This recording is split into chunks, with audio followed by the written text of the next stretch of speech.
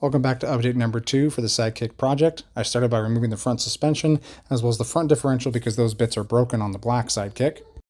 I needed to find out if the front passenger fender was worth saving or if it needed to be replaced, so I started by trying to remove the Bondo. The method that worked the best for me was a heat gun, heating the back of the panel with a putty knife. That seemed to get it off pretty cleanly, and then I cleaned the rest up with a wire wheel on a grinder. The hammer and the screwdriver and the chisel didn't work out so well.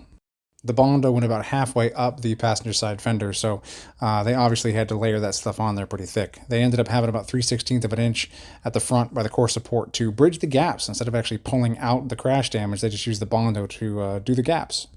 Next, I pulled out the rear axle from the blue Sidekick to put it into the black Sidekick. Turns out our axles are slightly different, with a 4-bolt flange on the older one and a 5-bolt flange on the new one. No big deal.